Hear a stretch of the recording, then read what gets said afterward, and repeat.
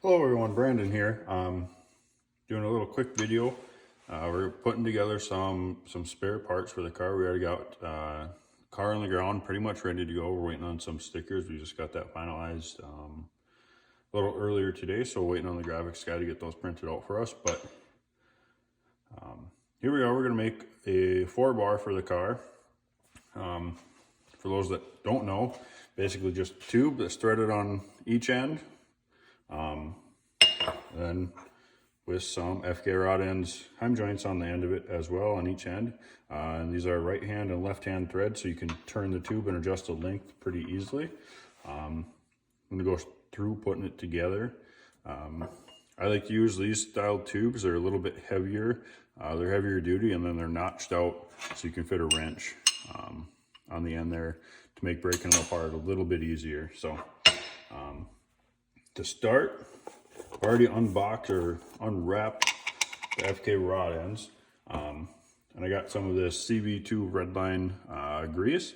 I like to put a little dab of grease on the threads.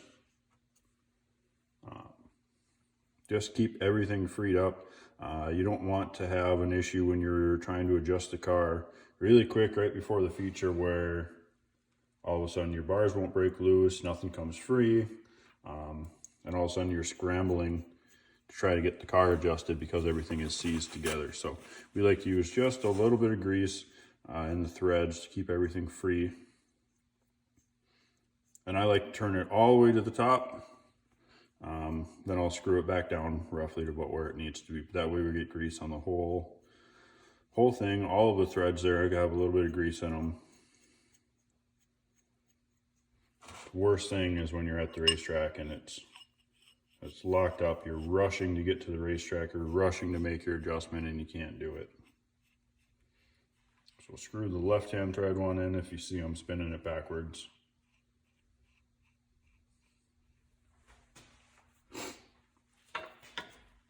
We'll do the same for the other side. Just a little bit of grease, and you don't need a lot. Like I say, just enough to get in the threads.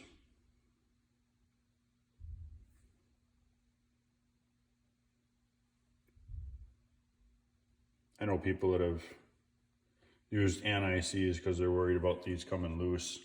And honestly, if you're worried about them coming loose on a regular race, especially one night, probably aren't going through your car and checking every nut and bolt during the week like you should be doing. So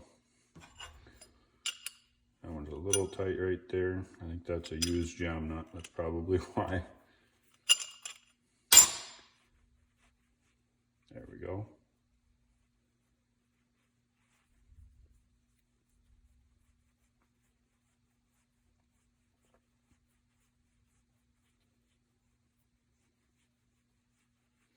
Then in front of me here, you can see this little tool.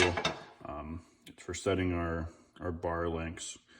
It's pre-adjusted to the length I need.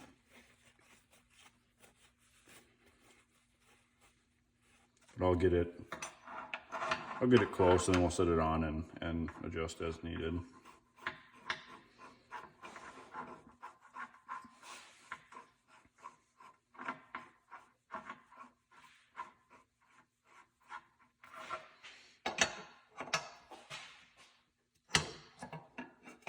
going to try to do this, get the same amount of thread showing on each rod end. That's what we're looking for. You don't want to have a bunch on one. That kind of limits your adjustability here. So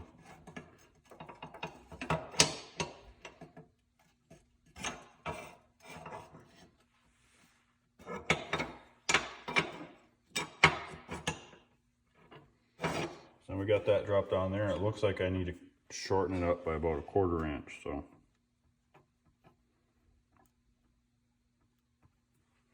make sure we got the adjustment we need there.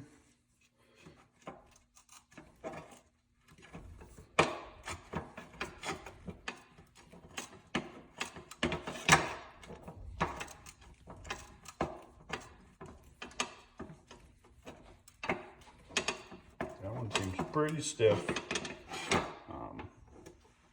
Check that out here in a second. there we are. We're exactly at the length I need to be. So now we'll lock our jam nuts.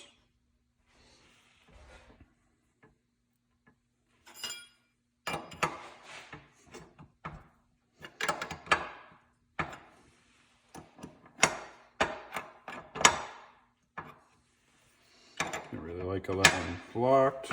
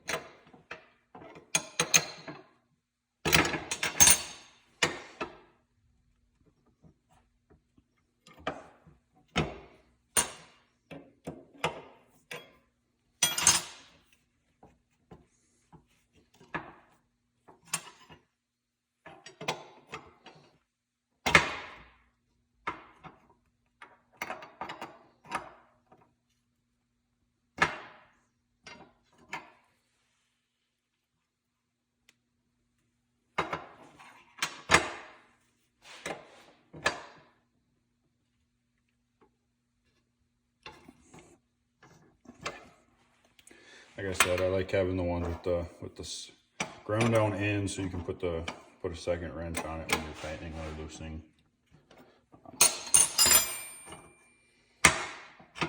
Then we'll check it, make sure our ends are lined up, which they are. There we go. We got a nice 4-bar for our new car this year. This one will go in the trailer as a spare. Like I said before, everything on the car is pretty much ready to go. There we go. I got a couple more of these to make, but I don't think I need to show you making all of them.